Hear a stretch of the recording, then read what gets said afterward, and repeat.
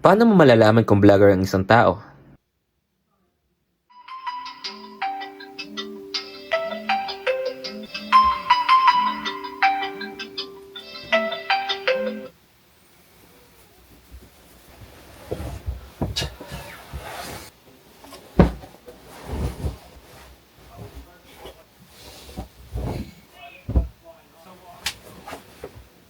Dito.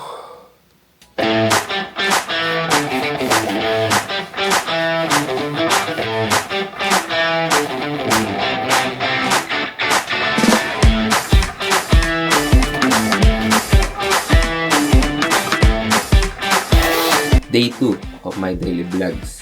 Alam ko hindi ko na-explain to sa inyo kahapon, pero explain ko sa inyo ngayon. Nisip ko lang, paano kaya akong mag-daily vlogs ako? Wala naman mawawala, di ba? Gusto kong subukan tong daily vlog. Kung hanggang saan na ang aking video.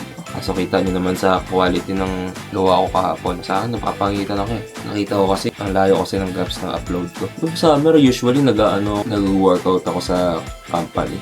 Ito ginagawa ko minsan sa company, pinukapaga ako.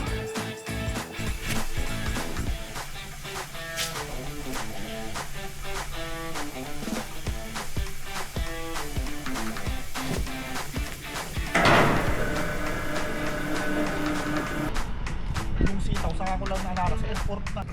Ay! Ang bayan? Tanga. Doon ko nilalagay. Sakay daw ako guys. Sasakay daw tayo ngayon guys.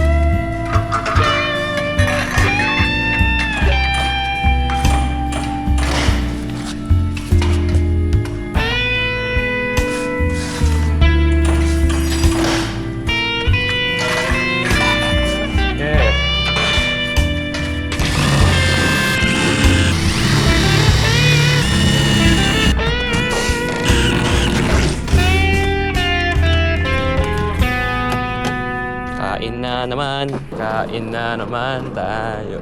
Guys, kain guys! Yuhu! Busy yarn? Oy, bye. Kain na. Sabi mo, kain na mo rin. Huwag na po na yung loob. Oo nga. Talaga to eh. Kain na naman. Half day na.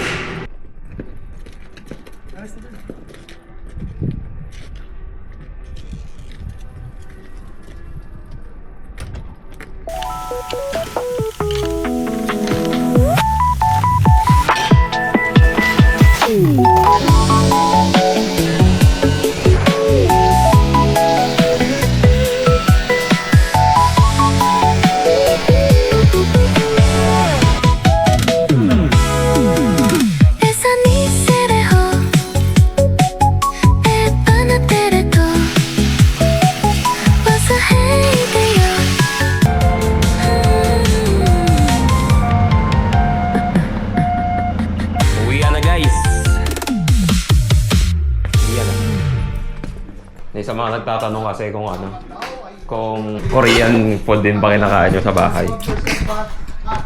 Hindi ah. Ano kayo, puro? Ano kayo po?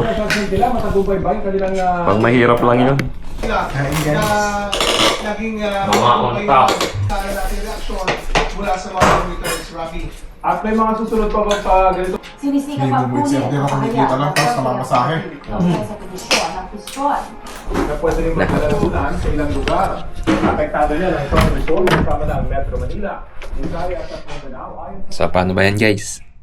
Kita-kits bukas sa day 3. Edit ko na to. Bye guys. 3, 2, 1.